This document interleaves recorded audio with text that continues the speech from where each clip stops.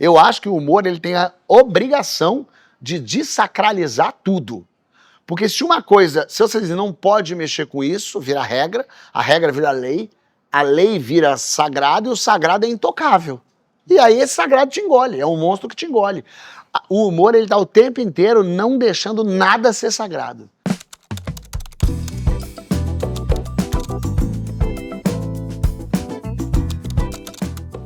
Bem-vindo, bem-vinda ao Fé na Sua Fé, uma iniciativa do Instituto Galileia, em parceria com o Departamento de Religião da Universidade de Baylor e o Seminário de Teologia da Universidade de Princeton. Uma série, um ciclo de conversas a respeito de religião, espiritualidade, fé, ausência da fé, democracia, liberdade, futuro e futuro do Brasil. E hoje eu converso com Fábio Porchat. Olha aí, tudo bem? Bem demais. Olha sim, obrigado por estar aqui, obrigado por ter me recebido. Alegria receber você. Boa. Fábio Porchat é ator, roteirista, apresentador, criador, fundador de uma das mais relevantes plataformas de humor das mídias brasileiras, o Porta dos Fundos. Corajoso. Corajoso porque faz piada com religião. Mas a piada, quando suscita reflexão e é honesta, faz acontecer isso aí, uma risada. E uma risada honesta pode ser uma epifania. Então, se prepare para rir, mas lembre-se que para rir de si mesmo tem que ter coragem. Então vamos lá, vamos nessa conversa, eu convido você para essa conversa com Fábio Porchat. Bem-vindo, prazer imenso, imenso, imenso ter você aqui. Não, eu que fico feliz de verdade. E falar Peço sobre perdão tudo pelas isso minhas aí. roupas, mas vamos nessa. Não, estamos bem, estamos bem. Você falou uma coisa interessante, O quê? você falou assim, ele é corajoso. E nunca na minha vida eu escrevi nada para ser corajoso. Tudo que eu escrevi é para ser engraçado. O que me tornou corajoso foi quando começaram a me atacar. Porque eu não escrevi um negócio, agora você vai ver, vou falar um negócio. Não, eu escrevi um negócio que eu achava hilário, queria contar para as pessoas riam também, e eu falei, vou lançar para as pessoas rirem. E as pessoas riam. Mas quando algumas pessoas começaram a atacar, quando jogaram uma bomba no Porta dos Fundos, Sim. de repente nos alçou um posto de corajoso, que volta e meia alguém fala, mas vocês não são corajosos de falar de Jesus? Fala aí de Maomé. E eu sempre penso, não sou corajoso de falar de Jesus, eu não falei de Nem Jesus. para falar de Maomé. Nem falar muito mesmo de Maomé. Eu só falei, eu falo de Jesus como eu falo da minha mulher, como eu falo da minha mãe, como eu falo da minha família, como eu falo dos meus amigos, como eu falo da situação que eu vivo. Eu falo de coisas que me fazem rir, que eu acho que tudo pode ser engraçado. Dá para tirar piada e risada de qualquer situação, mesmo das piores, dá para rir. O Chico Anísio falava isso, né? A comédia de hoje é a tragédia de ontem. Então, ontem foi um horror, hoje a gente já consegue rir disso. Inclusive, eu acho que a comédia faz com que a gente supere traumas, supere problemas. Cada um do seu jeito. Tem gente que quer rir daquilo para superar e tem gente que se rir daquilo acha um absurdo. Eu sempre cito uma história que eu gosto muito de um vídeo que viralizou, que é de um sobrevivente do Holocausto. Digamos que o Holocausto é uma das piores coisas que aconteceram na história. Tragédias e horrores. Moderna e tal. E ele, um senhorzinho, assim, ele já tem 90 e vral, ele foi com os filhos, os netos e os bisnetos na frente de campos de concentração dançar a Will Survive.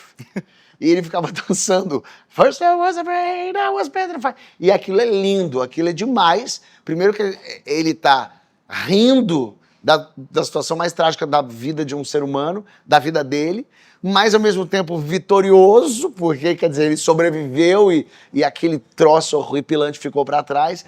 Mas eu tenho certeza que muitos sobreviventes do Holocausto vão olhar e falar assim, que desrespeito. Poxa vida, eu tenho parentes que morreram ali, eu tenho histórias horríveis que aconteceram ali, e eu concordo também com essas pessoas. Só que cada um supera de um jeito. Cada um encara o seu drama, o seu problema, a sua tragédia de um jeito. Tem gente que precisa rir disso para superar. Tem gente que não consegue rir disso. E tem gente que só consegue superar rindo disso. É isso? Tem gente que precisa entrar no sofrimento pelo lado do humor, rir da situação, rir de si mesmo. Por isso que a gente rir precisa do deixar as absurdo. pessoas rirem de qualquer coisa. Lembra que nós falamos daquela história dos dois contando piada do Holocausto? Essa é uma... E aí, então, Deus aparece dizendo, como assim vocês estão fazendo piada do Holocausto? E um deles diz, você não vai entender se eu não estava lá. Então, essa maneira de tratar a tragédia, a dor, o absurdo da vida, você precisa ter coragem para tratar desse jeito. Eu acho, pelo menos. Mas, assim, quando você diz, eu não sou corajoso porque eu não fiz nada para ser corajoso, eu fiz para fazer rir. Mas quando você escolhe rir do Holocausto, quando você escolhe rir de Jesus, rir da figura de Deus, os caras jogaram uma bomba no Porta dos Fundos, os caras entraram no Charlie Hebdo e metralharam todo mundo. Então, como você lida, o que você enxerga disso? Por que tem gente que mata porque você fez piada com Jesus? Onde mexe no ser humano essa fazer graça com o sagrado, é isso? O humor ele é tão poderoso e que ele é mais forte do que um xingamento. Se eu xingo você, eu falo assim, você é burro, você vai se ofender, tal. Agora, se eu começar a falar assim, nossa, ele é inteligente pra caramba, super inteligente, nossa, como ele é inteligente, você vai ficar bravo. Ironia. A ironia, a ridicularização, ela mexe mais com o nosso ego do que uma briga, um xingamento. Eu sinto que quanto mais bravas as pessoas ficam, menos certas elas estão daquilo que elas acreditam. Sim. Eu sempre digo, se foi um cara no Brasil escrevendo uma piada sobre Deus que te fez brigar e defender, é porque você não está com total certeza daquilo que você acredita, porque supostamente isso nem tocaria. Se a gente está falando de uma coisa que é a maior coisa do mundo, Deus é o cara que toma conta de tudo, que tudo sabe, tudo vê, tudo conhece, e aí você está assim, deixa com Deus o problema. Muita gente fala assim, quando você morrer, você vai acertar as contas com Deus. Eu falo, exatamente. Quando eu morrer, deixa que eu resolvo. E você tem conta para acertar com Deus, você acha? Eu acho que nenhuma. Nenhuma? Eu hoje entraria no céu felizão. Entraria no céu ainda falando, Deus, depois tá me devendo os negócios ainda. Porque o De Niro disse isso, né? Se Deus existe, ele tem muito a explicar. Isso com toda certeza. Mas eu tenho uma teoria de que não existe o inferno. Não? Não. Para quem é religioso, né? Eu acho que só existe o céu. Porque tudo aquilo que você fez na Terra, do pior possível, Deus sabe por que você fez e o que te levou a fazer aquilo. Quais foram todas as suas dores e os seus percalços que te levaram a fazer a pior coisa possível. Deus sabe disso e Deus entende isso. E por isso mesmo ele não vai te mandar para o inferno. Ele só pode te mandar para o céu. Talvez a outra pessoa não entenda. Talvez você não entenda por que eu fui tão horrível. Talvez nem a própria pessoa que fez entenda. A própria pessoa não compreende, mas Deus sabe. E se Deus sabe, ele te perdoa. Mas tu não é ateu? Eu estou tentando dizer para vocês que acreditam. Então é interessante isso. De onde veio essa sua relação com Deus, com o inferno, com o céu? É porque você observa a cultura brasileira e isso mobiliza. Veio do seu berço, da sua casa. Aliás, o primeiro episódio do Porta dos Fundos que eu vi foi o Arca de Noé. Mas Deus falou de Jair e tal. Por que ele não falou urso, vai para a arca e tal? Por que tem que mexer na religião tanto? Por que te mobiliza tanto? De onde veio isso? Tem uma outra coisa antes para dizer. Não é que eu só faço piada com religião. Não, mas faz bastante. 300... Não tanto, pouco. Eu já fiz mais piada de casal do que de religião, já fiz mais piada de pum que religião, já fiz mais piada com tantos outros assuntos. É que religião é uma dos assuntos que eu gosto. É o que me chega, né? Talvez. O que me mobiliza. Exatamente. Talvez o pum não te mobilize tanto. Mas a religião chegue. Mas eu faço piada de todos os tipos. Me interessa muito a religião, mas aí meio sociologicamente falando, porque eu acho muito interessante você acreditar num troço que você não vê, que você não sabe se existe, que é apenas a sua fé que está te dizendo que aquilo existe, e você guia a sua vida inteira por aquilo. Você deixa de fazer coisas, faz outras, faz coisas terríveis para outras pessoas, faz coisas adoráveis para outras pessoas, em nome de um negócio que você, se te apertar no fundinho, você vai dizer, bom, saber eu não sei, mas eu acredito que sim, né? A fé é acreditar, né? A fé não tem nada a ver com saber, tem a ver com acreditar. Eu acredito, eu sinto e, portanto, acredito. E aí e isso me interessa muito. Como é que você guia a sua vida baseada num troço que ninguém sabe exatamente, que inclusive quem acredita briga entre si. As pessoas falam, você não acredita em Deus? Eu falei assim, primeiro faz o seguinte, decide aí qual é o Deus de vocês, assim que todo mundo chegar num consenso, eu vou acreditar no mesmo. Mas vocês têm que chegar num consenso. Aí vai demorar. Aí, amigo, porque não é que assim, o judeu briga com o católico, não. Os católicos brigam com os católicos, os evangélicos brigam com os evangélicos, tem um evangélico que não acredita no outro, não foi assim. Aí vem o Mormon, aí tem o testemunho de Jeová. Tem um negócio, para falar dos cristãos, só para falar dos cristãos, assim, se nem vocês se entendem, eu vou lá meter nisso aí, eu vou ficar quieto no meu canto e vocês se decidam. O problema para mim é que, às vezes, vocês se decidindo interferem na minha vida, que não quero nem saber nada com isso. E esse que eu acho o grande problema. Deixa a gente ter a nossa vida, deixa eu viver a vida que eu quero viver. É isso que eu falo, deixa que eu acerto as contas com Deus. Não tem o tal do livre-arbítrio? Eu acho o livre-arbítrio muito, muito malandrinho. Que é assim, não, Deus deixa você fazer o que você quiser fazer. Mas se não fizer o que ele quiser, vai pro inferno. Bom, então não é livre-arbítrio o inferno. Livre-arbítrio é eu poder fazer o que eu quiser e viver da minha vida aqui. Se ele disser, se você pegar nessa... Você pode pegar na mesa, mas eu vou te matar com um tiro na cabeça. Bom, então eu não posso pegar na mesa. Se você vai me dar um tiro na cabeça, pode, claro que pode. Quando você quiser, você toca. Se eu tocar, você me dá um tiro? Vou dar um tiro. Então é mentira o livre-arbítrio. Você tem o livre-arbítrio, mas tem que seguir essas regrinhas aqui, se você não rezar, se você não fizer isso, de acordo com essas religiões. Por isso que é muito diferente o que eu acredito, o que eu vejo que, por exemplo, a gente usar Jesus, que é que o Brasil mais está ali dentro, né?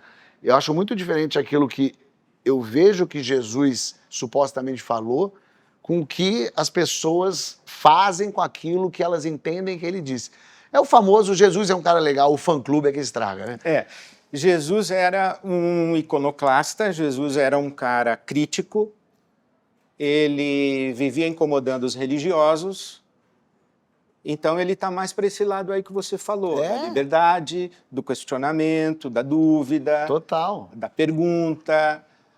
Por que a religião, então, se torna tão impositiva e tão verticalizada? Você acha isso, que a religião é isso? Tipo, deixa eu viver minha vida, então, deixa eu ir para o inferno se eu quiser, mais ou menos isso?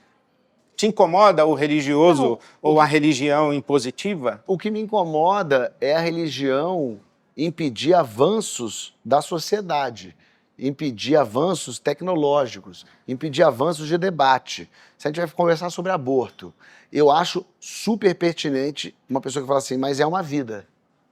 Vamos falar sobre isso. Agora, Deus não quer que você... Isso não é uma conversa. Porque o que você acredita, o que eu acredito, não pode ser estabelecer uma lei para todo mundo.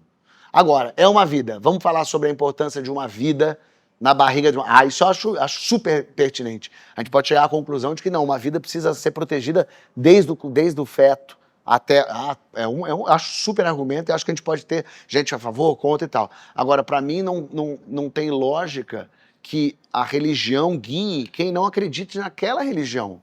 É como se amanhã todos virassem da Umbanda, como é que é isso? Aí eu ia ter que receber passe de alguém, obrigatoriamente. Imagina se agora na rua, não, agora você vai ter que, teu filho vai ter que vir aqui, a gente vai ter que dar um banho de pipoca. A mulher podia falar, não quero meu filho, não, mas vai ser isso. No fim das contas, é uma imposição que acontece na sociedade. Só de batizar uma pessoa já é uma imposição, que ela não tem nem idade para dizer se ela quer ser batizada ou não. Eu acho que a gente deveria ser batizado quando a gente completasse, quando tivesse algum tipo de consciência do que aquilo significa. E é muito curioso, porque ao mesmo tempo, minha avó é católica, vai à missa e tal, e aí um dia eu falei para ela, vó, se eu tiver filho, eu não vou batizar meu filho. Nossa Senhora! Como não vai batizar seu filho? Eu falei, mas por que eu vou jogar água na testa? Deixa quando ele tiver 18, ele decide o que ele quer fazer. Não, se ele morre antes... Morre pagão. Eu falei, mas se ele morrer antes, vai ser uma cagada violenta para todo mundo. Porque não era para ele morrer antes. A tendência é que eu queria que ele morresse com 90, depois que eu tivesse morrido. Se ele morrer antes, eu acho que ser batizado é o menor dos problemas que a gente vai enfrentar. Acho que vai ser um problema que vai bater em todo. Então tem esse lugar muito esquisito que a religião isso que ela impõe de alguma forma. E quando a gente fala religião, na verdade, a gente está falando de gente religiosa, né? Eu acho que esse que é o mais perigoso, porque o ser humano é perigoso. Mesmo quando não tem religião e não... Lógico. Porque, assim, as matanças da história não aconteceram só em nome de Deus e da religião. Não. Mas você estava falando, me ocorre... Mas também aconteceram. Mas também, claro. Mas você estava falando, me ocorre dizer que quem defende uma religião impositiva defende, evidentemente, a sua religião, né? Não a do outro. Exato. Né? A inteligência do Estado laico é justamente essa. Olha, se cada um quiser impor a sua religião, vai ter conflito, vai ter guerra, vai ter matança. Então vamos fazer o seguinte, deixa a religião de fora disso, vamos fazer um pacto social sem o argumento religioso, vamos discutir sociedade sem usar texto sagrado, porque o que é sagrado para você não é sagrado para mim e vice-versa. Essa foi a inteligência da modernidade. Agora, qual é o lugar, então, da religião no espaço público? Qual é o papel da religião na construção de sociedade? Qual é a importância da fé religiosa no Brasil de hoje, por exemplo? O que você acha? Eu acho que isso vem desde sempre, né? Assim, no fim das contas, o ser humano lida muito mal com a morte. Apesar de ser uma certeza na vida de todo mundo, apesar de ser uma coisa que acontece há milhares de anos, com todos os nossos antepassados até hoje, a gente nunca está preparado para a morte, nem para a nossa, nem para dos outros. E eu tenho essa teoria de que, na verdade, depois do medo da morte, que é um medo que todo mundo tem, todo ser humano tem, o principal medo o tempo inteiro, a gente nasce já pensando, bom, eu posso morrer a qualquer momento. Eu acho que o maior medo depois da morte é o medo da injustiça, seja lá o que isso queira dizer para você. Mas, para você eu digo para qualquer pessoa, né? O ser humano, ele lida muito mal com o que ele considera injusto. E eu acho que uma religião é a tentativa de dizer que haverá uma justiça de algum nível em algum momento, fica tranquilo. Em algum lugar. Porque o cara pensa assim, pô, eu tô aqui, trabalhando, lutando pelo meu dinheiro, sustentando minha família, estou aqui, minha mulher, meu marido, filho, a gente está levando uma vida direitinho. Aí vem um cara e rouba tudo que é nosso. E o cara sai impune. E a gente começa do zero, aí eu perco minha mulher por causa disso, aí meu filho vai pra droga, puxa vida, e o cara que roubou tá benzão, tá se dando bem, tá comendo todo mundo, tá com dinheiro, tá dando risada, tá viajando, vivendo até... Porra, como é que pode? Por que, meu Deus? E vai ficar por isso mesmo? E aí alguém fala pra ele assim, fica tranquilo, aqui na Terra é assim, mas a vida eterna... Esse cara vai se ferrar e você vai se dar bem. Então, minimamente, eu te dou um conforto do tipo, eu sei que tá uma cagada, mas vai ser consertado lá na frente. Como? Não, isso aí é Deus, aí Deus vai fazer, vai resolver. Então, eu sinto que a religião funciona como uma espécie de moderador de desespero humano. Eu preciso que você me diga que vai dar tudo bem, que vai dar tudo certo. Que esse cara que está sendo evidentemente uma pessoa ruim para mim, para a sociedade, para as pessoas, não vai se dar bem, como ele está se dando. E eu que sou muito legal, que faço tudo e estou me ferrando, eu vou ser recompensado de algum jeito. Não é possível que a vida seja só aqui. E a maior tristeza que é. A gente tem que aproveitar e tem que olhar, porque essa é a única coisa que a gente tem. É isso que a gente está vivendo agora. E é um horror. Agora, é menos horrível do que era há 100 anos. Que era menos horrível do que 100 anos atrás. De um jeito torto, a gente está melhorando. É que é muito difícil falar que está melhorando com tantas mulheres sendo abusadas por minuto, tantos negros sendo assassinados. Então é quase tipo, Fábio, pelo amor de Deus, não pira. Mas realmente, se você há 150 anos falasse para um rapaz negro, olha, um dia a escravidão vai acabar, ele ia rir da sua cara. Você fala, não, um dia vai ter um presidente americano preto. Você fala, você é doente, você é louco. É isso, as coisas vão evoluindo, mas elas não vão evoluindo porque Deus quis, elas estão evoluindo porque a gente quis, porque a gente olha um para o outro, porque a gente faz acontecer. Acho que bondade, não importa se você está sendo acuado para fazer uma bondade ou não, bondade é bondade, tá tudo certo. Mas você fazer uma bondade porque você quer um lugar no céu, eu acho triste. Você só é uma pessoa legal porque você tem medo de ir pro inferno? Não, você tem que ser legal porque é bom pro outro, é bom pra gente. É bom pra todo mundo você ser legal. É bom pra todo mundo você ajudar quem tá do seu lado. Ou você tem que fazer uma bondade porque você é bom.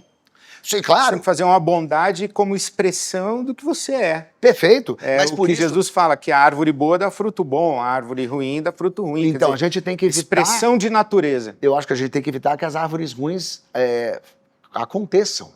E o que mais tem é a árvore ruim sendo ruim, porque o que a sociedade está fazendo ela se tornar essa árvore ruim. Se você não rega a árvore, ela fica mal. Se você não dá de comer para a árvore, ela fica ruim. Se você não dá sol para a árvore, ela fica ruim.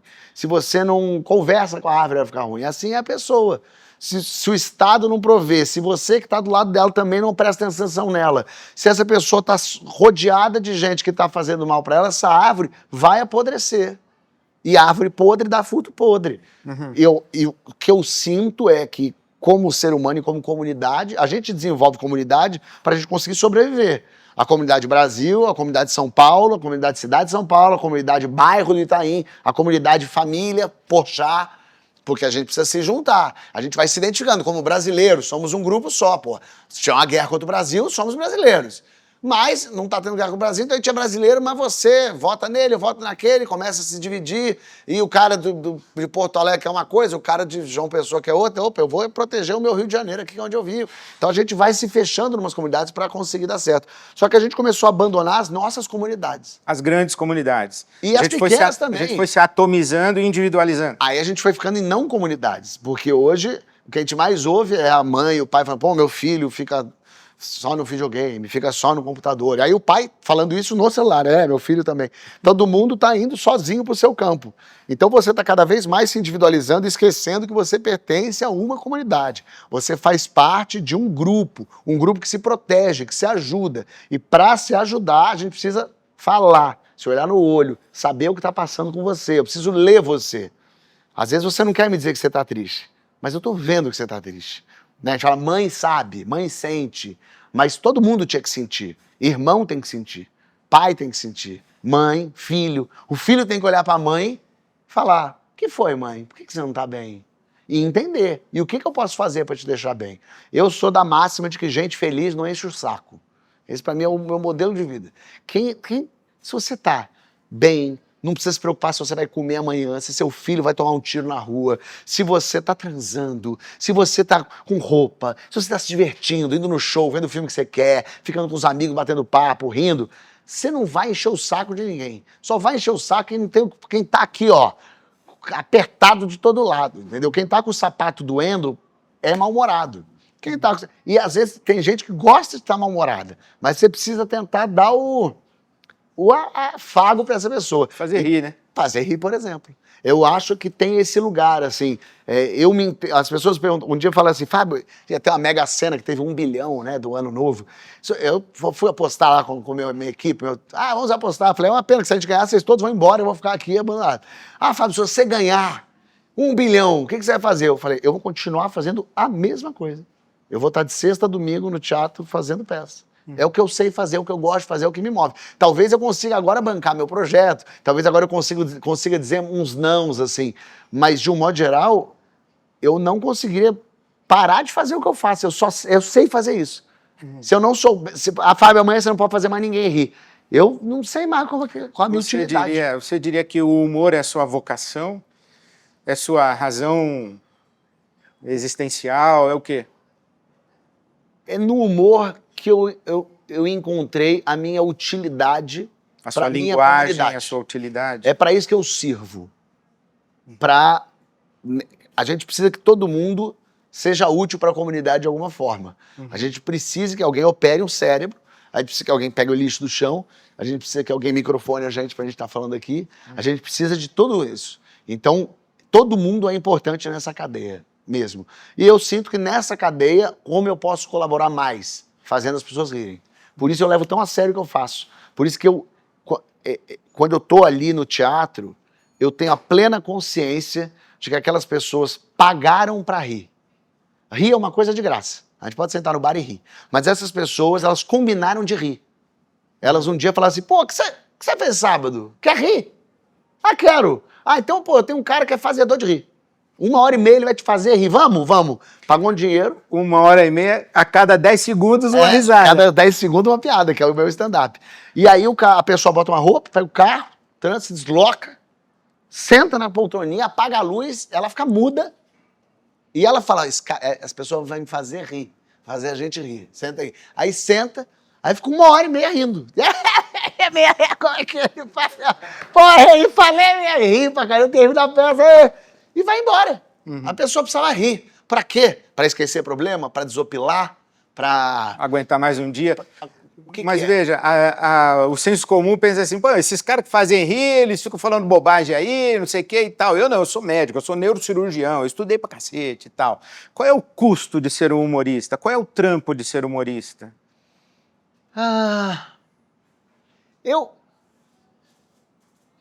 Eu gosto tanto de fazer isso que pra mim não tem nem trampo, mas eu entendo, assim, talvez estar atento a tudo.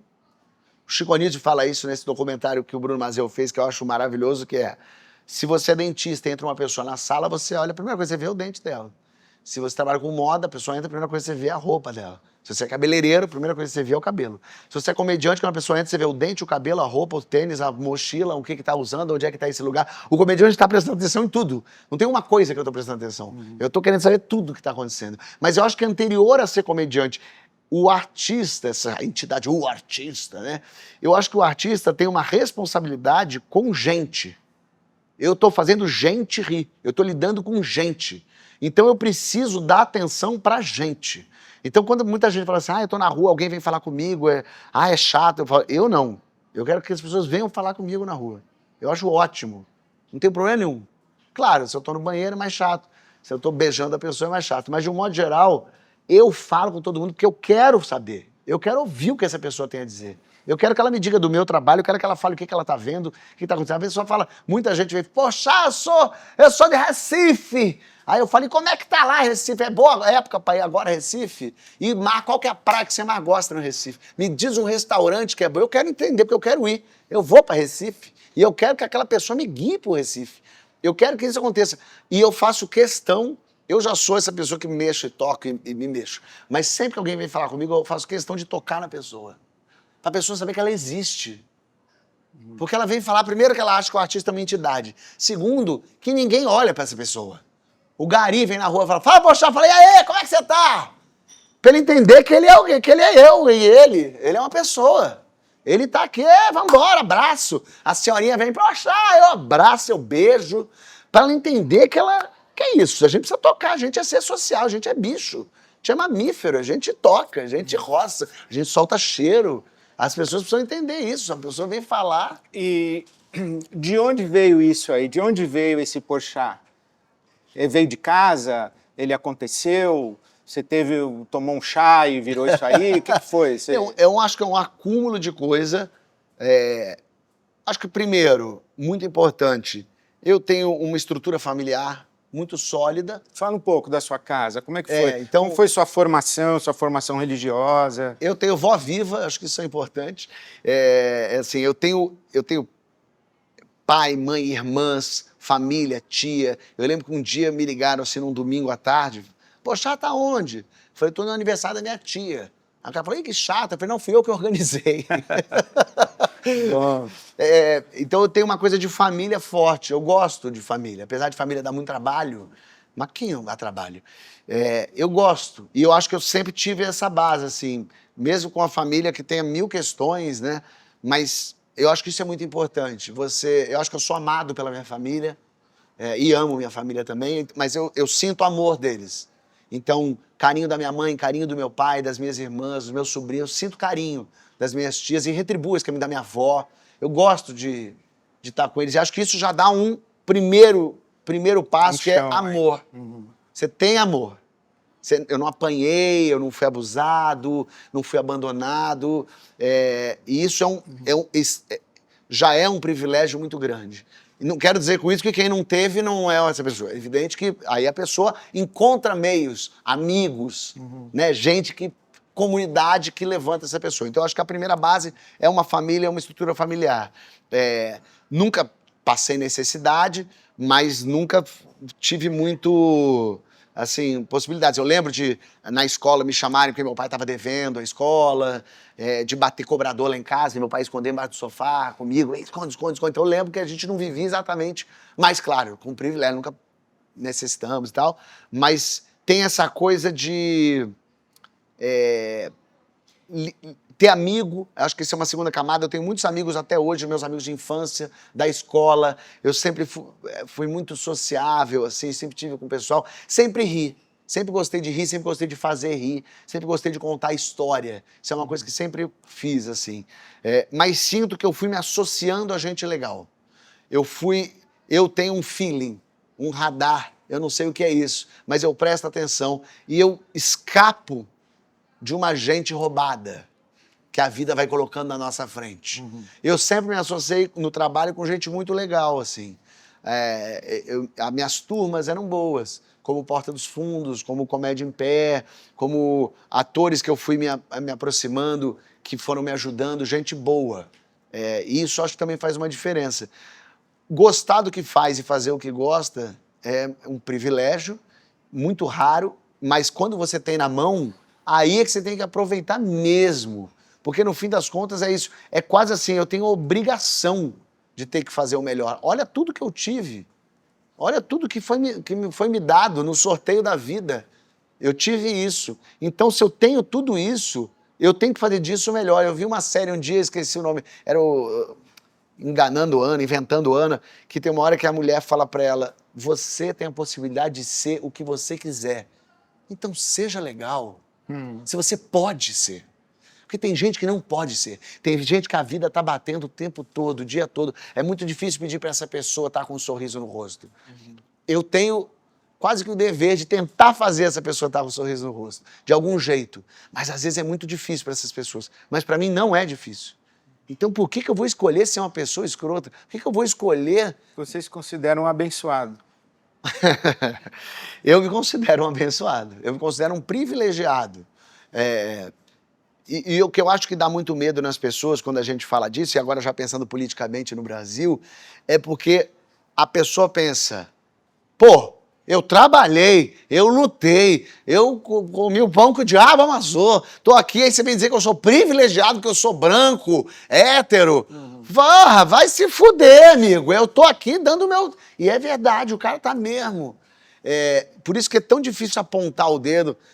Você é um homem, você é um possível estuprador. O cara fala, cara, eu tô aqui cuidando da minha família, das minhas coisas. Você vem dizer que eu sou fascista, machista, homofóbico, estuprador. Pera, que isso, cara? Eu não quero papo com você. Você tá me atacando? Eu tô aqui, pô, minha vida é difícil pra caramba, cara.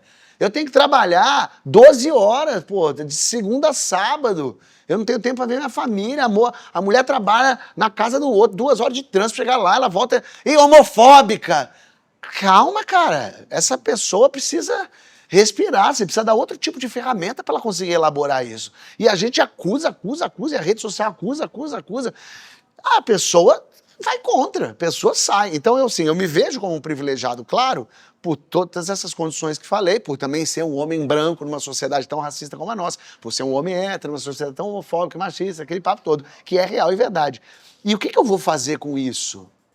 Como é que eu tenho isso? Se eu posso escolher ser o que eu quero, eu tenho o privilégio de fazer o que eu quero fazer. Ainda mais hoje em dia, que ainda por cima tem uma coisa financeira boa. Mas por que eu não consigo transformar? E acho que esse é um pouco o meu olhar. Então, tudo que eu tento fazer, quando eu estou no teatro, fazendo aquelas pessoas rirem, eu quero fazer a piada no ponto máximo daquela piada que eu consigo chegar. Porque aquelas pessoas estão esperando por isso. Elas precisam disso. Quantas vezes as pessoas não chegam para mim e falam, minha vida estava um horror. Eu estava deprimido em casa e eu só via seu programa. A única coisa que me tirava foi o programa. Meu pai morreu, minha mãe morreu, eu fiquei sozinha no mundo, eu e meu irmão. A gente só chorava, só ria com o teu programa. Cara, você chega em lugares onde você nem imagina. Você está mudando a vida de pessoas. E quando vem alguém e fala para mim, não gosto do que você faz, eu falo, então acha alguém que você gosta. Me esquece. Você já não gosta de mim. Não precisa vir falar que não gosta de mim. Acha o outro que vai te fazer rir. Qual que é o outro que vai te fazer rir? É o Paulo Vieira? lindo, vai lá. É a Tata Werneck? Puxa, vai falar com a Tata. Vai rir deles, vai rir deles. Acha alguém que te faça rir. Não volta pra dizer pro outro que não fez. Tá bom, segue, porque tem gente que gosta. Quando alguém fala assim, ele não tem graça. Não, ele não tem graça pra você. Porque tem um monte de gente que acha que ele tem graça. Então, segue o teu caminho, vai pegando vai vendo o que te faz melhor, o que te faz sentir mais preenchido. A gente está vazio, a gente precisa se preencher. E eu me sinto, não é na obrigação, mas quase, de preencher as pessoas. E é com isso, é com risada, é com toque, é com olhar, é com carinho. Eu tiro foto com as pessoas no final da peça. Aí as pessoas vêm falar comigo e muitas falam, ai, posso te abraçar? Lógico que pode abraçar. Um dia eu conversando com uma diretora amiga minha, que é uma mentora, Celina Sodré, ela falou uma coisa que eu achei bonita, que ela disse, e a tia Dag falou isso também pra mim, da casa do Zezinho, eu falando, as pessoas vêm falar comigo, que às vezes eu faço uma peça 1h30, eu fico mais cansado depois nas fotos. Ela falou, lógico, porque as pessoas ficaram 1h30 rindo de você, abertas pra você, abertas totalmente. Quando elas vão tirar foto com você, elas querem um pedaço de você. Quando elas te abraçam, você está dando um passe nelas. Você está dando um passe. Você está dando a tua energia para ela. Você está abraçando, você está encostando o peito no peito Tem uma da conexão. pessoa. Tem um toque. E ela está pegando um pouquinho de você. Para além do corpo, né? Ela está pegando um pouco de você. Eu achei isso muito curioso. Assim, e faz muito sentido essa coisa de energia, né? De sei lá, de toque na mão. Porque é isso, a pessoa ela quer um pedaço de você. E ela quer porque ela está muito feliz. Ela riu, ela se abriu. E o riso é uma coisa que é muito primitiva. Tanto é que a gente ri de coisa que não pode. Às vezes tem uma senhorinha andando, ela cai, você faz... Aí você, meu Deus, ela caiu, não posso rir disso. Mas você riu, a risada veio de dentro do lugar anterior ao que você... A razão. A razão. A racionalidade. Tanto é que a gente ri de coisas proibidíssimas. A gente fala, meu Deus, como é que a gente riu disso? A gente com os amigos da intimidade faz umas piadas escrotas, uns negócios que a gente seria preso se falasse publicamente. Mas porque a gente tá se botando pra fora umas coisas, assim. Então, a risada preenche mesmo. Ela enche. Então, eu não sei muito exatamente o que é dom, o que é vocação, o que é isso, se isso existe. Eu só sei que eu me sinto bem fazendo isso. Você falando aí, tem muito paralelo do que você fala com o espaço religioso e com a figura, por exemplo, que eu exerço pastoral. O contato com as pessoas, a fala, a expectativa que se tem a respeito dessa palavra que vai ser pronunciada. É claro que são finalidades diferentes, expectativas diferentes, mas essa relação humana, conforme você a descreve, que acontece ali na plateia, que acontece na interação sua com o seu público, nessa profundidade de doação, nesse passe, com aspas, sem aspas, essa bênção que se dá, essa troca de energia, né? Tudo isso daí tem muita conotação e similaridade religiosa. Ao mesmo tempo, você diz, olha, eu não creio em Deus dessa maneira que vocês acreditam, eu sou ateu, mas, por exemplo, você tem um substrato ético, moral, uma sensibilidade humana e, aparentemente, considerando que você é ator, aparentemente você é um cara bem resolvido. Então, veja que interessante, né? Em tese, você não precisou da religião, da experiência religiosa, e nem mesmo de acessar o divino para ser o tipo de ser humano que você é. Admirável, sensível, solidário, responsável, consciente. De onde vem isso se não vem de Deus? Você acha que vem de onde? Eu acho que vem das experiências. Vem de eu acho onde? que vem das pessoas. É humano isso? Não, Eu acho não que é tem nada a ver humano. com o divino para você? Eu acho que não. Eu acho que tem a ver com o humano mesmo. Tem a ver com o bicho. Porque a gente não era assim há 200 anos. A gente não era assim há 500 anos. E a gente era humano. A gente não era assim há 1000 anos. E a gente era humano. A gente não tinha esse tipo de pensamento que a gente tem porque a gente evolui enquanto sociedade, enquanto ser humano. A gente passa a prestar atenção no outro de uma forma diferente hoje. E eu sinto que vem de quem está junto, que vem de quem está do meu lado, de quem eu me associo, de quem tá perto de mim, de quem eu deixo de me associar, de quem eu percebo que esse cara tá esquisito, não sei se eu quero estar perto dele, eu quero estar perto deles ali. O que é isso? Isso é uma percepção humana, isso é um feeling, isso é a sociedade querendo andar para frente, com muita gente querendo puxar para trás. querendo puxar, não deixar evoluir, não deixar caminhar para frente. E muitas dessas pessoas são religiosos. São religiosos que estão pensando neles, que estão pensando na instituição deles, no dinheiro que eles estão ganhando, assim.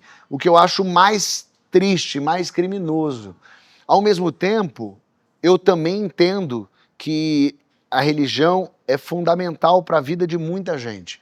Então, quando as pessoas falam, por exemplo, os evangélicos, tem esse preconceito muito grande com os evangélicos, essa entidade, os evangélicos, primeiro como se fosse uma coisa só, né? Os evangélicos têm centenas, vai para dizer... Passado, mal passado e ao ponto. Exatamente.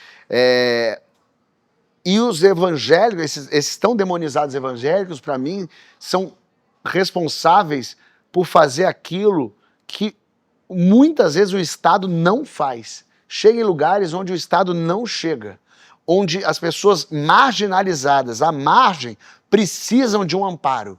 E quem está lá são hoje os evangélicos. Sim. E isso é fundamental, porque os evangélicos transformam aquele ambiente corrompido em um ambiente comunitário.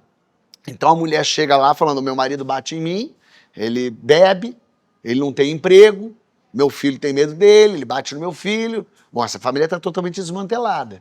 E aí o pastor dessa comunidade, lá de dentro, fala, traz seu marido amanhã. Eu tenho... O que ele faz? Ele é pedreiro, eu tenho um emprego para ele. Aí traz o marido, consegue um emprego, mas fala, para ter um emprego não pode beber. Trabalha aqui. Trabalha aqui e todo domingo quero que você venha aqui, com a sua família. Bom, o cara para de beber, para de bater na mulher e no filho. Ganha um dinheiro, consegue sustentar a família, que consegue mais coisas. A mulher vê aquilo, a mulher está mais feliz. O filho tá... Bom, tudo melhora na vida da pessoa. Foi Deus que fez isso. Foi Jesus que fez isso. Agora, foi o evangélico. Foi esse pastor bem intencionado. Da mesma forma que tem aquela meia dúzia, um pouco mais que meia dúzia, mas aquela gente muito ruim, aqueles pastores safados que a gente só de falar agora já veio aquelas 3 pessoas na nossa cabeça, a gente não pode jogar fora os outros 80% que fazem muito bem. A igreja evangélica, na minha leitura, é como um iceberg. Você tem a ponta do iceberg, que é o que é visto, é o que está na mídia, o que está na TV, o que está na imprensa de massa, é uma coisa. Mas tem uma igreja evangélica embaixo que ninguém percebe, que é essa que você descreveu. É fundamental. Você falou de Recife. Eu estava em Recife e um pastor disse assim para mim, olha, Ed, aqui na minha comunidade, de cada 10 adolescentes meninas, 4 estão grávidas. Elas sofrem abuso, elas são estupradas. E é dentro de casa, né? 85% das vezes. Dentro de casa, na rua, é o crime que faz isso. O pai não pode reclamar, porque ele é funcionário do crime. A polícia não chega, o Estado não chega. Quem que vai amparar? Quem está lá?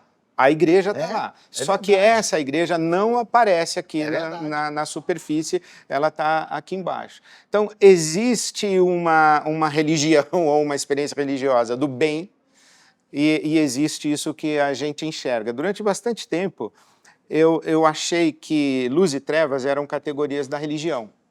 Cristianismo é luz, o resto, a rapa é trevas. Hinduísmo, islamismo, budismo, judaísmo, inclusive, cristianismo é luz. E demorou para eu entender que luz e trevas são categorias do mundo espiritual. Que existe luz e trevas em tudo que é lugar. Perfeito. Existe gente iluminada e tenebrosa, com fé, sem fé, religiosa, não religiosa. Hitler era super católico. Né? Era. E outros tantos que fizeram em nome de Deus as maiores atrocidades. E gente, enfim, esse fluxo de crer e não crer. É que se te faz bem, é bom.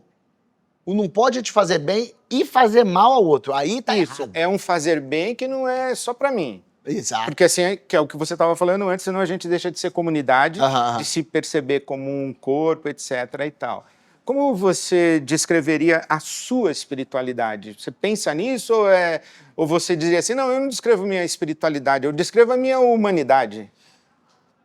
Olha, eu não sei se eu tenho exatamente espiritualidade, mas a minha conexão... Você reza? Não. Não, né? Não rezo.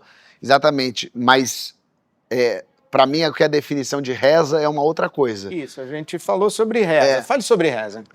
A reza para mim não tem nada a ver com obrigado Deus, pedir para Deus. Deus não está absolutamente nem aí pro que você acha. Deus não sabe tudo, não vê tudo, ele já sabe o que ele vai fazer, ele não precisa que você peça nada para ele. Deus não vai parar os planos dele para ouvir a Sheila do 307 da rua Jurupiranga. Ele tá com muita coisa para resolver. Uma vaga para estacionar no shopping. Puxa, faz minha filha passar em engenharia. Deus tá em outra, Deus não tá. O que é rezar para mim? Rezar para mim então, por exemplo, quando a gente vai sentar na mesa, eu, minha mulher, meus filhos, e vamos rezar.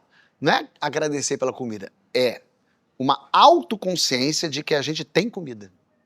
Para mim, rezar é parar um pouquinho da confusão do dia, de tudo que está acontecendo, eu, minha mulher, meus filhos, a gente se olhar e falar, olha o que a gente tem aqui. A gente tem uma casa, a gente está morando numa casa. Tem gente que não tem. Tem gente que está morrendo no chão. Se você olhar pela janela, tem uma pessoa dormindo no chão. No Brasil, muitas vezes, é isso. A gente tem comida. A gente está comendo hoje uma comida boa que a gente comprou, ou seja, a gente tem a possibilidade de comer, a gente não precisa se preocupar com isso. Tem comida. Quem conseguiu essa comida? Filhos, né? Papai e mamãe trabalharam, por isso que o papai fica longe, mamãe fica longe, que a gente está trabalhando para ter isso, para ter um teto, para ter comida. A gente tem uma família reunida numa mesa. Isso que é rezar, é todo mundo ter consciência. É quase como dizer, gente, vocês estão entendendo, né? Que a gente tá aqui super bem. E também, vocês estão entendendo que tem gente que não tem. Quer dizer, se a gente tem gente que não tem, tem alguma coisa errada. E se tá errado, a gente que tem precisa fazer alguma coisa. Fazer alguma coisa não é então doa tudo. Não. Será, você já pensou se seu porteiro jantou hoje? Será que não tem um pedacinho do negócio?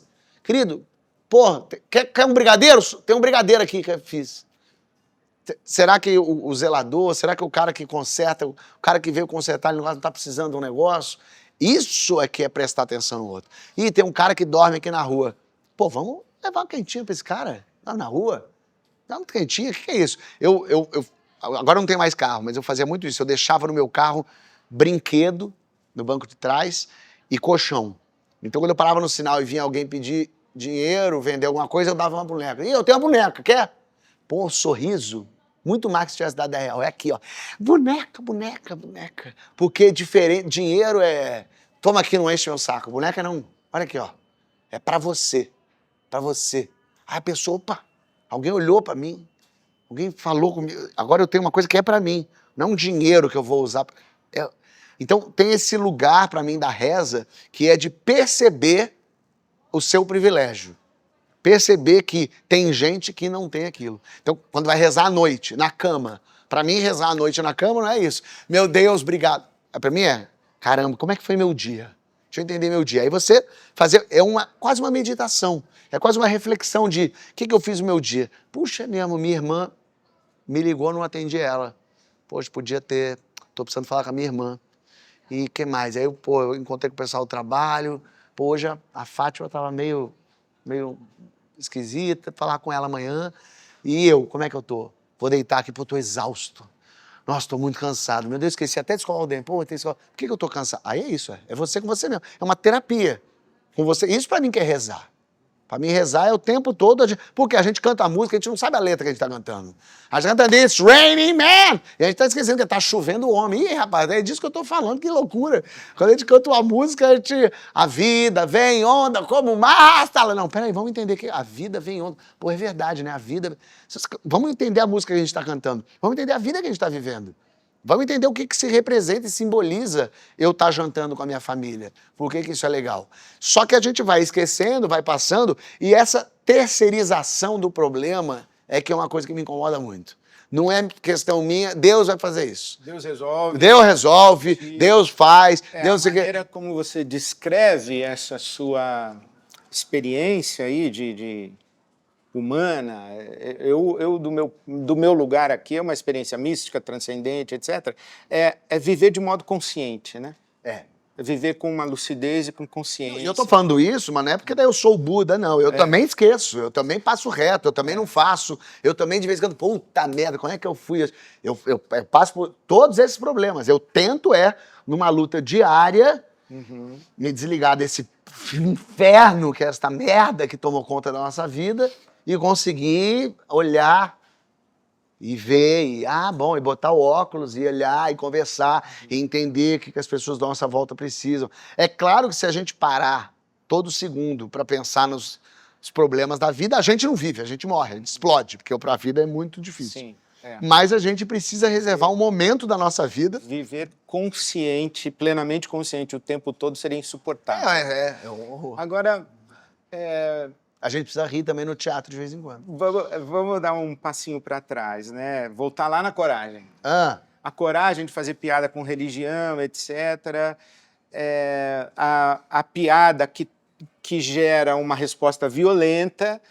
Então, em tese, é porque aquela piada tocou numa coisa que eu considerava sagrado, e esse sagrado ele tem que ser protegido, ele não pode ser mexido, ele não pode ser atacado, ele não pode ser desvalorizado, ridicularizado, porque ridicularizar o meu sagrado é me ridicularizar também, tem esse detalhe. Então, eu joguei aqui nessa conversa a palavra sagrado. O que é sagrado para você? Existe alguma coisa sagrada? Pensando assim, que o sagrado é aquilo que você não pode tocar impunemente, você não pode tocar displicentemente, você não pode mexer com aquilo sem reverência. O que é sagrado para você? Nesse sentido que você está colocando, eu sinto que nada é sagrado, nada pode ser sagrado. Inclusive, qualquer coisa sagrada é perigosíssimo. A gente precisa evitar. E eu acho que aí vou puxar a sardinha um pouquinho pro meu lado. Eu acho que o artista, e ainda mais o comediante, tem essa responsabilidade de puxar a corda. De um modo geral, a sociedade, às vezes você fala, o Brasil é conservador, a Austrália é conservadora, a Polônia é conservadora, o Congo, todo mundo é conservador. As pessoas querem ficar onde elas estão. Ninguém quer mudar o status quo. Eu acho que parte do artista puxar a corda para frente. Eu acho que é o nosso dever de puxar e fazer um filme que mexa com isso, escrever um livro, fazer uma música, fazer uma piada, fazer alguma coisa que mexa com a cabeça da sociedade, que sacuda essa sociedade e puxa a corda para frente. A sociedade vai puxar para trás, mas você puxa para frente, é caminhando contra o vento que você vai e puxa essa corda. Às vezes você puxa a corda mais que precisa. E a sociedade fala, volta aqui. E aí você precisa entender. Em linguagem religiosa, você descreveu um profeta. Um profeta? Olha aí. É o que o profeta faz. Você viu como eu puxei a sardinha mesmo pro meu lado, então? Estica. Eu puxei pro meu lado de novo. O profeta faz isso aí que você está fazendo. Que você está falando. Ele desestabiliza o tempo todo. E eu acho que tem que ser isso. E com a comédia, mais ainda. Porque a gente consegue ridicularizar. A gente consegue mexer nos lugares que nem o drama entra. Que a gente é que vai. Que a gente é que consegue chegar. Por isso mesmo que ela é tão... Por isso que ninguém fala qual o limite do romance, qual o limite do drama, da ficção... Mas é o limite do humor. Opa, humor, segura aí, que é isso? Não pode. Eu acho que o humor ele tem a obrigação de desacralizar tudo. Porque se você diz não pode mexer com isso, vira regra, a regra vira lei, a lei vira sagrado e o sagrado é intocável. E aí esse sagrado te engole, é um monstro que te engole. O humor, ele tá o tempo inteiro não deixando nada ser sagrado. O presidente, o rei, o pastor, o político, nada, ninguém é sagrado. Eu posso sacanear tudo, todos, nada é sagrado. Claro que muita gente pode olhar e falar assim, mas vamos sacanear só quem tá lá em cima. Perfeito, podemos sacanear quem tá lá em cima. Mas quem tá embaixo, se você não pode sacanear, são eles que vão virando sagrados. Por isso que tem que sacanear tudo. É que, claro, a gente tem responsabilidade com isso.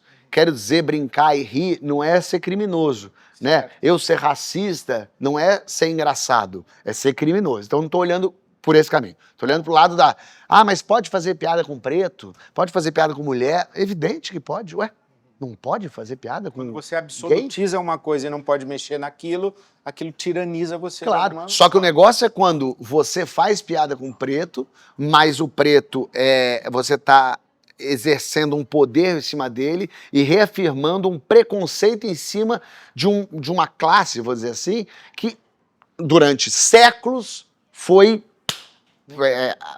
soterrada fisicamente, inclusive. Aí você deixou de ser profeta e retroalimentou um status quo. Perfeito, exatamente. Então você parou, você está fazendo a graça, mas para aqueles que estão mandando. Para manutenção daquilo. E eu acho que isso é um problema. Porque, assim, de verdade, eu faço piada com gay, com preto, com mulher. Cara, minha plateia tá cheia de gay, cheia de preto, cheia de mulher. Ninguém se ofendeu com isso, porque tem uma coisa de trazer pra junto. E não é assim, fazer piada fofinha, rindo. Não, é piada escrotizando, brincando, rindo, sacaneando. Mas não é só com isso. O que eu ouço muita gente falar assim, ué, não posso fazer piada com mulher?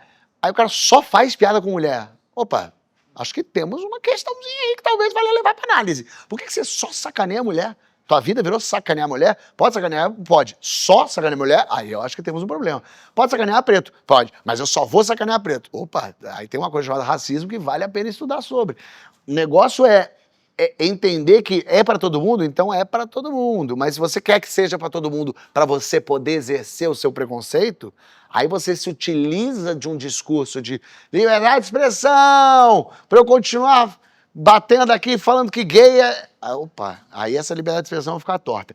Então, eu sinto que o sagrado pro artista e pro comediante especialmente é, assim, algo a ser vencido. Algo a ser vencido. E no Brasil, muita gente fala assim, por que você não faz piada com Maomé? Por acaso o Porta já fez piada com muçulmano, com tudo isso.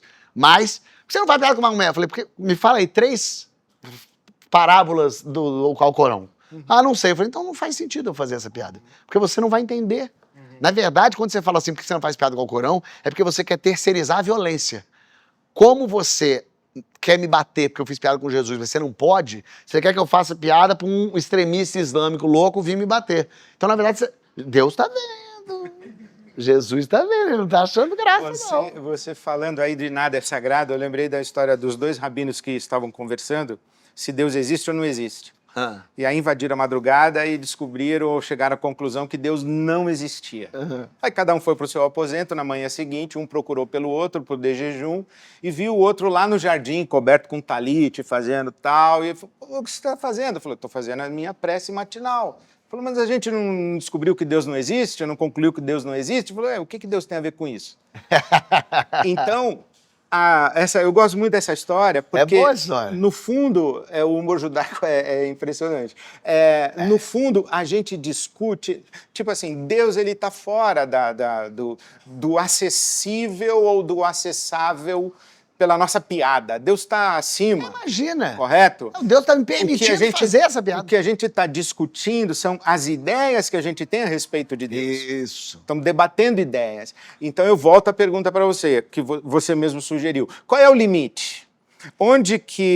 Qual é o limite, qual é a linha? Como é que você sabe no seu palco se você está indo na irreverência profética, eu acho que é o meu limite. Artística, o deboche, enfim... Eu acho que é o meu limite. É o seu limite? Acho que não até é o meu. onde eu quero ir. Não. É onde eu quero ir. Eu quero chegar até onde? Eu compro a briga até onde? Eu quero brincar de que forma? E aí eu vou entendendo até onde eu quero fazer rir. Eu, Fábio, não acho muita graça de fazer piada com um tiroteio numa escola. Não é uma coisa que me faz... Eu não me sentiria bem fazendo piada com isso. Pode fazer piada com isso? Olha, pode. Eu acho de uma tristeza você querer lutar por fazer piada com crianças que morreram. Realmente é um negócio terrível. Mas assim, eu não vou lá.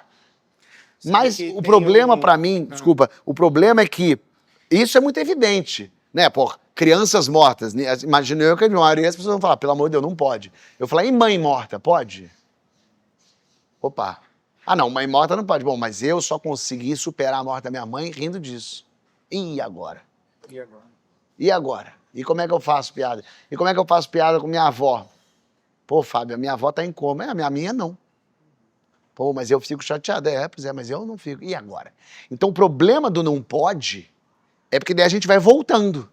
Porque se não pode aqui, também não vai poder aqui. Também não vai poder aqui. Se não pode por causa desse, também daquele, daquela. Lógico. Daqui a pouco não pode Se eu não posso fazer piada com Deus, então a gente não pode mostrar vacas sendo mortas, porque o hindu Agora, aqui no Brasil eu vai ia ficar citar para chateado. você o texto do apóstolo Paulo que ele diz: todas as coisas me são lícitas, mas nem todas me convêm, ou nem todas convêm. Então, é o que você falou do seu limite. Nada é sagrado, mas eu tenho o limite do que convém para mim. Exato. E não... Por isso que eu acho que a Bíblia é muito interessante, por isso que as pessoas tinham que ler a Bíblia, é que ninguém lê a Bíblia, 95% das pessoas não lê a Bíblia.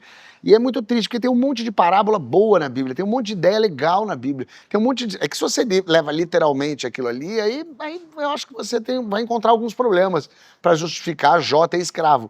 Mas, de um modo geral... se você lê aquela parábola e lê o que Jesus está falando, o que Paulo está falando, é muito bonito, encaixa. A gente precisa de exemplos, a gente precisa de coach. É uma tristeza, Brasil, mas o mundo precisa de coach. A gente sempre precisou. O coach é o pastor, o coach é o teu avô que contava para você como é que era antigamente. A gente sempre precisou de um coach, de alguém que conta as coisas, que fala para você. Provérbios nada mais são caminhos, do né? que um caminho apontado. Cavalo dado não se olha os dentes. O que é isso? Opa, vamos... Então quer dizer que se eu ganhar um cavalo, eu não vou olhar o dente? Não, amigo. Não estou falando de cavalo, não estou falando de dente. Ah, é? Pois é. Eu acho que a gente, inclusive, está perdendo a poesia. O mundo está perdendo... Capacidade simbólica, abstração, a pessoa vai imaginação. no preto, no branco ali, e ela não consegue mais... As pessoas não querem mais ver por dentro da coisa. As músicas, poxa, as músicas eram lindas, né? É quase como se você falasse caminhando contra o vento e você dissesse, não, isso é uma música sobre o furacão. Puxa vida, não é, não tem a ver com isso, ele está falando de outra coisa. Não, mas ele falou, é caminhando contra o vento. Ou seja, tinha um vento, não é o vento. Poxa vida, vamos entender um pouco mais o que está ali embaixo. E ler é isso, a gente lê um livro e entende aquela frase, pô, olha, como é que isso se encaixa na minha vida? Um dia o Cortella falou uma coisa que eu achei muito boa, que tem aquela sensação que a gente vai, eu não consigo ler todos os livros que tem para ler. Ele falou, mas seria uma grande bobagem você querer ler todos os livros que tem para ler. Você tem que ler os livros que te interessam e que te melhorem como pessoa para você devolver para a comunidade aquilo que você leu. Se você lê um livro e me traduz ele, e eu leio um outro e te traduzo, os livros você já leu o livro que ele leu. Porque você está usando aquilo que está acontecendo. Mais uma vez, a gente precisa do outro. Eu preciso do outro para ler o livro. Eu preciso de alguém que opere cérebro. Se depender de mim para conseguir tirar sangue de uma criança, eu desmaio. Eu não consigo compreender como é que um ser humano aceita operar um bebê. Eu acho isso um negócio. Mas a gente precisa que alguém queira. Como tem alguém que fala para mim, como é que você sobe no palco e fala para desconhecidos? Meu Deus, coisa horrível, mas a gente precisa. Então a gente precisa que o outro se interesse. Ainda bem que tem alguém que se interessa por física quântica. Ainda bem que alguém olha para química e fala que tesão em química. Eu pensando, pessoa, eu sou doente, mas obrigado que você ama química, porque eu odeio química.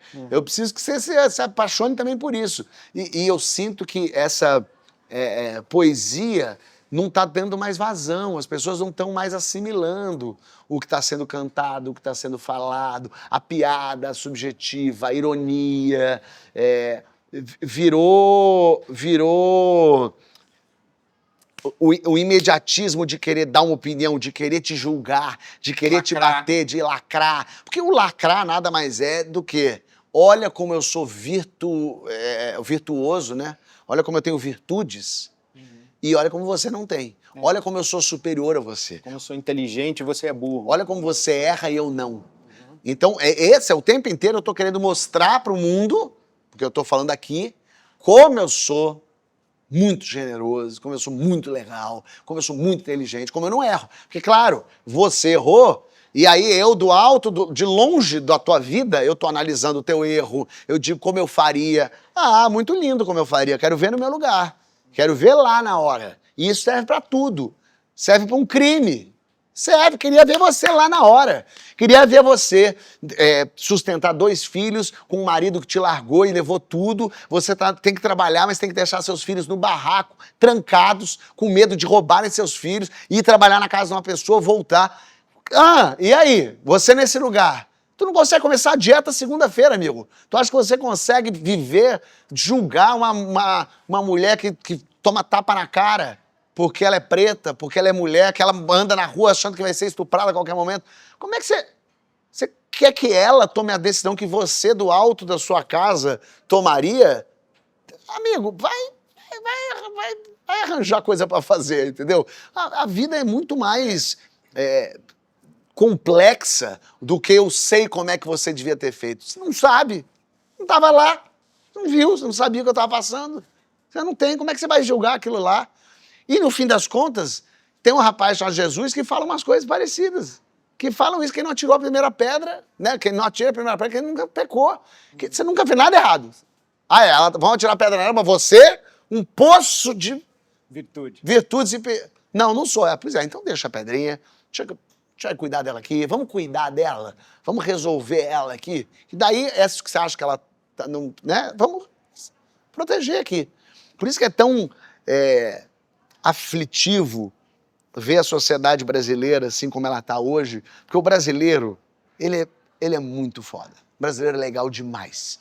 O brasileiro é um povo que gosta de trabalhar, que ri, que dança, um povo legal. Afetivo. Muito. Pô, eu saio do Brasil, eu adoro viajar. As pessoas só amam o Brasil. Aonde quer que você esteja, se você falar, eu sou brasileiro, a pessoa abre um sorriso até aqui e te dá o que você precisar. O brasileiro é legal. O brasileiro é boa gente. E a gente tá se corrompendo. A gente tá perdendo a coisa mais incrível que a gente tem, que é a gente ser a gente. É a gente ser gregário. É isso que a gente é. A gente é legal. Você... a gente vem de lugares diferentes. Digamos assim, eu venho da fé, você vem da não fé. Mas a gente se encontra aqui no mesmo lugar, que é a ética. A sensibilidade ética, a sensibilidade humana, a solidariedade humana. A gente se encontra aqui nesse lugar. Fala um pouco qual é a percepção que você tem do momento ético do Brasil. Liberdade, democracia, relações humanas. Que Brasil é esse que nós estamos vivendo hoje? Eu sinto que é um Brasil de núcleos fragmentados, núcleos familiares fragmentados, pessoas esquecidas, colocadas à margem, pessoas excluídas, que encontraram outros insatisfeitos e se juntaram com insatisfeitos. E aí o que guia algumas dessas bolhas é o rancor, é a raiva, esse sentimento ruim. Eu acho que o pior sentimento de todos é o rancor. Porque a raiva, quando você sente ódio, você sente é uma coisa meio direta, mas o rancor tem uma coisa de eu não queria que você tivesse aí. Eu queria que eu tivesse no seu lugar, e isso é muito ruim. Porque daí a gente exclui a possibilidade de convivermos, de estarmos no mesmo... E de ter lugar para todo mundo, né? E não precisa eu não estar para você estar, nós podemos estar juntos. E tem lugar para todo mundo, tem lugar para todo mundo exercer a sua fé, tem lugar para todo mundo conquistar o seu caminho, trilhar. Tem. O Brasil, ainda por cima, o Brasil... é uma terra, a gente não tem guerra, tudo que se planta dá, já dizia um moço que chegou aqui.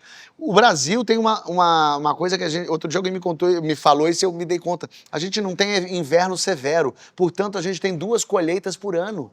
Nenhum país tem 2 colheitas por ano de tudo. A gente pode ter tudo, porque não neva, não estraga tudo. A gente é muito rico, a gente tem água. Qualquer país do mundo, se falar para ele, que outro país você quer ser? A resposta é Brasil. A gente tem tudo que o futuro da humanidade precisa, a gente tem no nosso país. Então a gente está tudo bonitinho, está tudo encomendadinho, redondinho pra gente. E aí eu sinto que essas pessoas excluídas, essas pessoas amarguradas, rancorosas, que foram encontrando outras e formando esses grupos por conta dessa maldição aqui, essas pessoas, elas querem vingança. Elas não querem que todo mundo vá junto. Elas querem que quem lá atrás não as acompanhou, fez algum mal, não as valorizou, não prosperem. E eu sinto que se a gente parar para falar no papel, fazer uma coisa bem para criança, direita, esquerda, preto, branco, gay, mulher, velho, tudo. Quem é a favor do fim da corrupção? Acho que todo mundo, né? Quem quer um Brasil melhor? Acho que todo mundo. Quem quer pessoas não passando fome no Brasil? A gente tem que olhar para essas questões macro e não para o banheiro unissex. Eu acho que quando a gente... É uma loucura. A pessoa começa a se preocupar com uma questão que o nosso problema não é esse. Nosso problema não é se seu filho vai entender por que o homem beijou o homem. Que?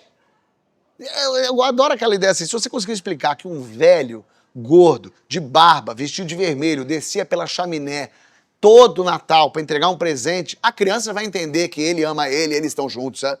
Fica tranquilo. Ela entendeu que um coelho gigante bota um ovo de chocolate, essa criança está plenamente tranquila para entender que aquela mulher com aquela mulher adotaram aquela criança, são as mães daquela criança que está super feliz.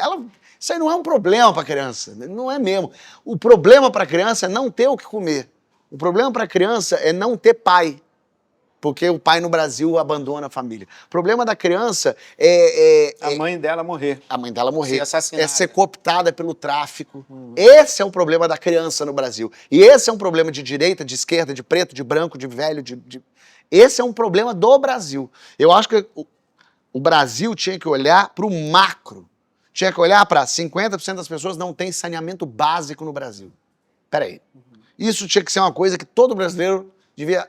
Parou, precisamos de um plano para em 8 anos todo o Brasil ter água e esgoto. Como é que vai ser isso aí? Todo o Brasil tinha que parar, todo São Paulo tinha que parar e falar assim, bom, esse rio Tietê, esse rio Pinheiros, não é possível, porque meu avô fazia remo nesse. Isso aqui é um bem-estar social, as pessoas nadam, vai ter peixe, a gente vai andar do lado do rio, aí a família pobre, a família rica vai andar junto, isso aqui poluído. Precisamos de um planejamento. Quem é o governador? Eu caguei se o governador é o Tarcísio, a Erundina, o Haddad. Eu quero que alguém resolva isso aqui. Se alguém resolver esse rio despoluir, porque é só a vontade. Despoluíram o Sena, despoluíram o Tamisa, despoluíram lá na Europa. O negócio é que quiseram despoluir. Se quiser despoluir a Baía de Guanabara, é parar, pegar 1 bilhão, que não é... É um pedacinho da emenda parlamentar, é um pedacinho do que o Vorcaro pegou. Vamos despoluir essa Baía de Guanabara aqui agora e deixar gente pobre, preta, criança, mulher, nadar, que na frente da casa dela, que hoje é esgoto, vai virar um lago. Um lago com capivara, com bicho. É isso que a gente precisa brigar. A gente precisa brigar, o Brasil tem que brigar por isso. E não pelo banheiro. Porra! Se você falar assim, se você falar pra mim assim, o Nicolas Ferreira e a Erika Hilton querem limpar o Tietê. Eu quero esses dois juntos. Se você disser amanhã que pega aí um pastor safado desse que é deputado, ele quer limpar o Tietê, tô dentro, tô junto desse cara. Vambora! Como é que a gente faz? Como é que a gente faz pra levar saneamento? Como é que a gente faz pra construir moradia? Como é que a gente tira da encosta esse pessoal que tá fudido lá na Rocinha, que vai cair, vai desmorar? Como é que a gente não constrói casa popular? Tem dinheiro, tem, o Brasil tem dinheiro. Tem 1 trilhão por ano de não sei o quê. Faz, quem é que faz? Cadê? Cadê o plano? Ah, vamos matar o traficante. Então vamos matar o deputado que está financiando isso? Então vamos matar o rapaz, o policial federal que deixou entrar a droga? Então não é matar. Não é matar. Então não é matar. Então como é que a gente faz? Como é que a gente resolve isso aqui? Todo mundo sabe. Se eu sei, a inteligência brasileira sabe. Da onde entra a droga, da onde entra o cigarro ilegal, da onde entra a arma. Todo mundo sabe de onde entra, por onde passa, onde chega, quem recebe. Qualquer um sabe. Sabe que não precisa ser o... eu uma vez estava ouvindo uma palestra na pós-graduação e o professor na sala de aula disse assim, o evangelho não tem projeto. Aí eu, atrevido, opa, tem sim. Aí ele disse, qual que é o projeto do evangelho? Eu falei, é uma sociedade onde não tem fome, onde não tem escravização, onde não tem violência de gênero. Ele falou, não, essa é a utopia do evangelho. Cadê o projeto? Como é que o pão chega na mesa do trabalhador? A utopia é um Brasil sem criança com fome. Mas qual é o projeto? Perfeito. Você faz opções políticas de projeto? Você escolhe em quem você vai votar? Ou você tem uma grande utopia que vai te conduzindo? O que você pensa de democracia? Você curte democracia? Você acha que está valendo ainda? Tá valendo que não me apresentaram nada melhor, por enquanto. Mas tem um monte de problema a democracia, tem um monte de erro, tem um monte de questão, tem um monte de coisa que precisa ser aprimorada. Mas ainda Agora, a gente mas tem vai que ser o lutar quê? por ela ou o quê? Tem que acabar lutando, porque assume um doido do outro lado, que resolve ser um... Porque é que tem essa coisa, eu adoro assim, eu quero a volta da ditadura. Tá bom, então vamos voltar com a ditadura, mas vai ser o Lula que vai ser. Não, aí não. Eu falei, Aí ué, não. não, você quer a tua ditadura, entendi. Então vamos voltar com a ditadura, não pode ser assim, porque amanhã morre um maluco e entra o filho do maluco. Aí, o que acontece? Como é que tá acontecendo? Por isso que a gente precisa votar. O que a gente chegou na conclusão é que vamos votar, eu ou ele. E 51% votou nele. Então é ele. Ganhou. É isso. A maioria votou. Vamos nessa. Aí a gente vai ter que tentar combinar. A democracia brasileira é muito jovem. A nossa Constituição é uma Constituição que meio organizou para os militares também não precisa punir tanto assim. Então, calma, vamos seguir. Mas fez um jeito que a gente precisava tá com a democracia ali mais sólida, mais firme. A gente precisa reconversar. Tudo precisa mudar.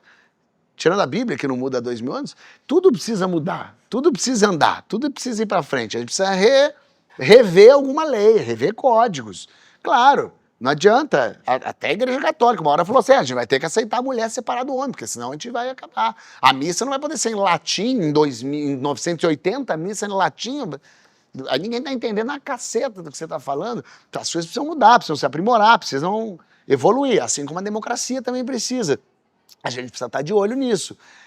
É difícil, Eu viajo, como eu falei, eu adoro viajar. Já fui para 80 países. Uau. Sem brincadeira, 79 países que eu fui, eu pergunto, e como é que é político aqui? Ah, ladrão, safado.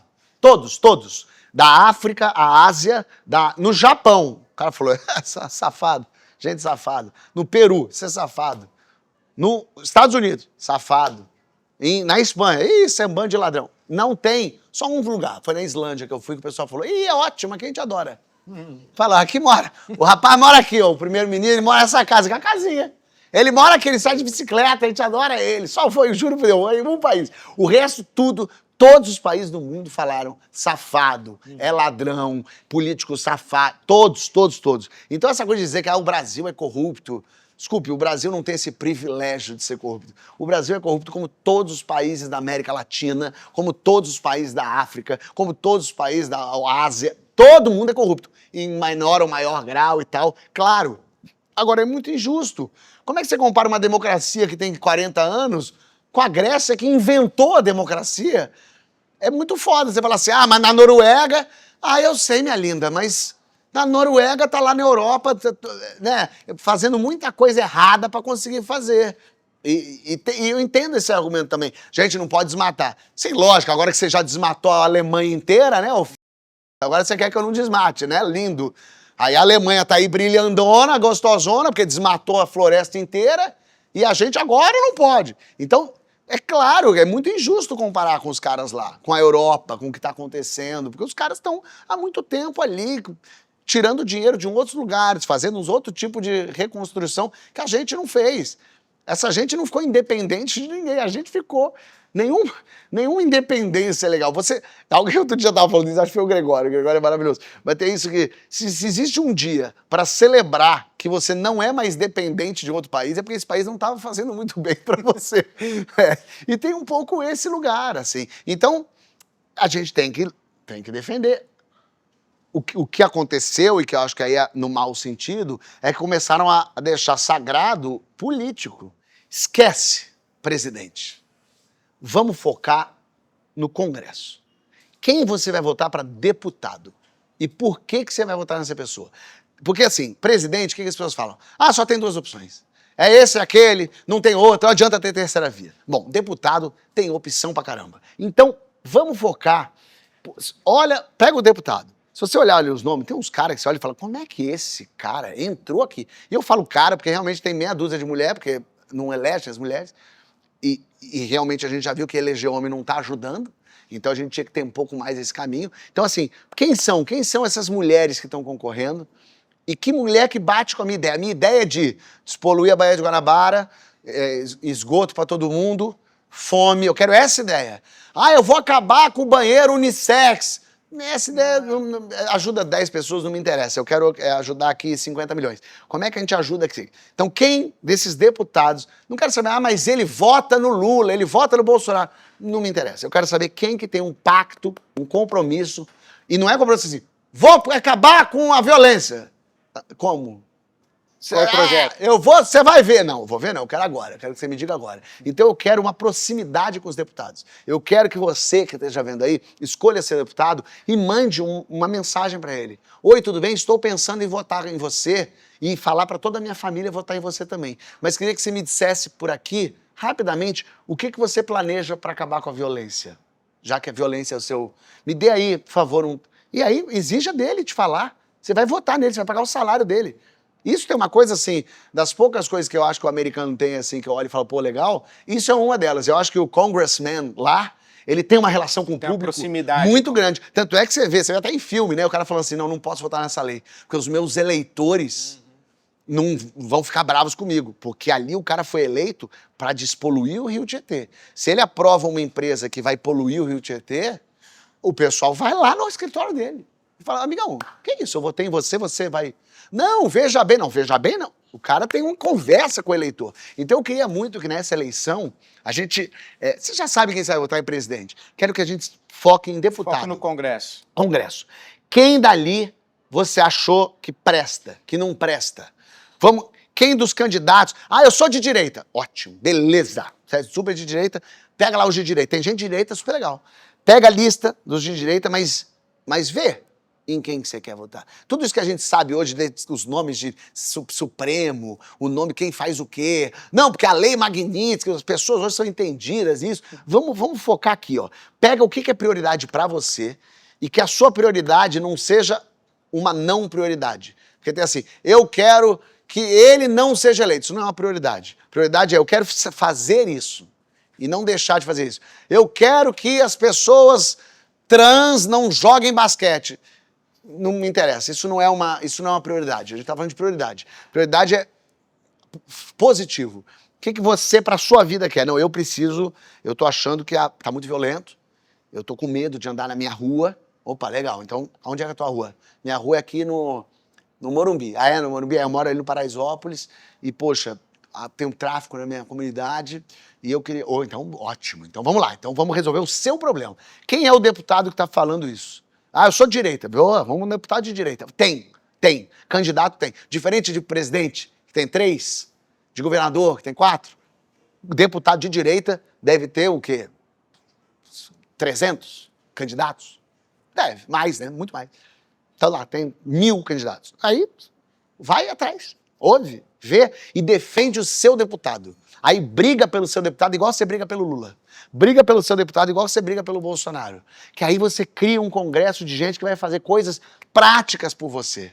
Porque a gente já aprendeu que Bolsonaro falava, eu não consigo governar porque eu não tenho congresso. O Lula falou, não consigo governar porque eu não tenho congresso. Então amigo, um beijo pra vocês. Na nossa democracia, a gente lembra quem votou para presidente, em quem a gente votou, mas não lembra quem votou para vereador, para deputado estadual, na hora da gente focar nisso. Eu acho que tá na hora da gente focar em quem... Porque eu olho os deputados e penso, meu Deus do céu, como é que o Eduardo Cunha foi eleito? Não, assim, quem é a pessoa, de verdade, quem foi a pessoa que falou assim, eu votei no Eduardo Cunha? Não conheço essa pessoa. Mas ele recebeu 200 mil votos, de repente. Você fala, quem foi essa pessoa em São Gonçalo que falou, aqui é Eduardo Cunha? Não conheço, de verdade não conheço, mas votaram, tá lá. Mas por que será que a gente votou nesse deputado? O que ele tem? O que ele falou? Tudo bem que ele tem umas ideias legais, mas o que ele falou na prática? Eu quero agora saber na prática. A gente não tem mais tempo. Eu quero saber na prática. Na prática, o que disse o deputado que eu gosto? O cara que eu votei. Como votou naquilo que foi pauta... Isso, o cara vai ser reeleito. O que ele fez? Ficou 4 anos lá. E não precisa fazer uma pesquisa... Quest. E tal. Google. Deputado Fábio Porchat, o que ele fez? Ah, ele aqui, ó, aprovou essa lei, votou aqui. Pô, o deputado votou contra a 6x1 aqui, pô, eu queria trabalhar mesmo, tô achando 6x1 uma coisa esquisita. E, ó, esse cara que eu gostava dele tá votando meio errado do que eu achava.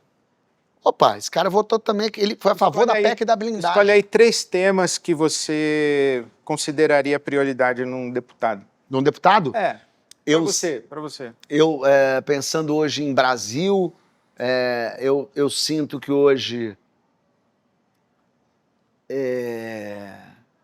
a gente teria que pensar em violência, com certeza. Violência. Acho que violência é uma.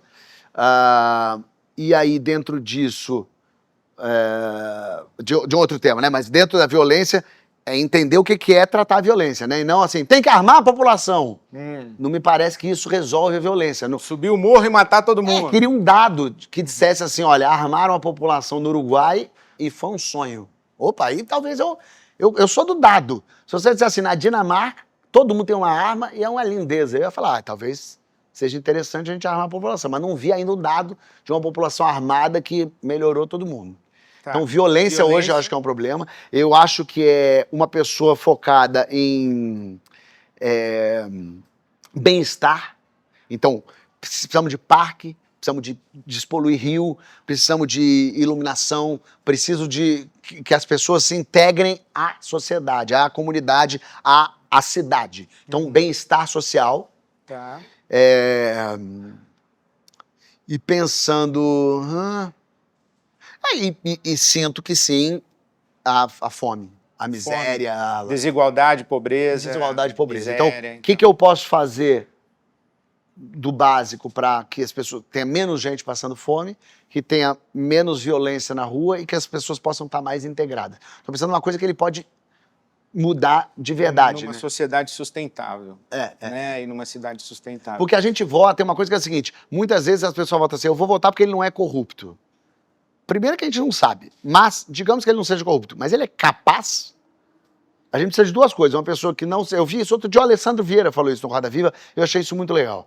É um deputado ex-policial do MDB, mas eu achei muito interessante. Ele falou, a gente precisa de gente capaz e que honesta. A pessoa só é honesta, não serve. Não serve. Porque ela não é capaz, não vai fazer nada lá. Ela só é capaz, mas desonesta também não serve. A gente precisa dos 2. Não dá mais para votar só em quem é Porchat, o nosso papo é fé na sua fé. Qual que é a sua fé? A minha fé? Esquisito, sabia? É? Nunca pensei nisso. Eu não tenho exatamente fé em muita coisa. Mas apesar dos pesares, eu gosto muito do ser humano. Eu gosto, porque quando... Você acredita na rapaziada? Eu acredito na rapaziada, porque quando o ser humano é bom, ele é muito melhor do que o ruim é ruim. Assim, o cara quando é ruim, ele é horrível, mas o cara quando ele é bom, ele faz tudo valer. E tem uma coisa que é... Um cara faz o bem, ele consegue transformar todo um entorno dele. É muito, muito louco isso, assim, como uma maçã boa desapodrece o ser humano. Uma maçã boa derruba um sistema corrupto. Uma maçã boa consegue limpar um pedaço do lugar ali. Então eu acredito muito, curiosamente, nas pessoas. E dá para acreditar quando a gente está num lugar onde está todo mundo bem, onde está todo mundo feliz, onde está todo mundo rindo. Quando eu estou no meu show e está fazendo as pessoas darem risada e está todo mundo rindo, ninguém ali está pensando besteira. Ninguém ali está pensando em atrapalhar o outro e prejudicar o outro. Está todo mundo entregue, rindo, feliz. Está todo mundo feliz, está todo mundo afim. E eu sinto que quando o ser humano se junta para fazer uma coisa boa, é muito legal, é muito potente, é muito forte. Claro, dá muita tristeza de ver quando o ser humano é ruim. É mau. Mas se a gente desacredita no ser humano, a gente tem que lembrar que a gente é ser humano. Minha mãe é ser humano, meu sobrinho é ser humano. Dizer assim, o ser humano é horrível, eu entendo, porque realmente a gente faz muita coisa ruim mesmo.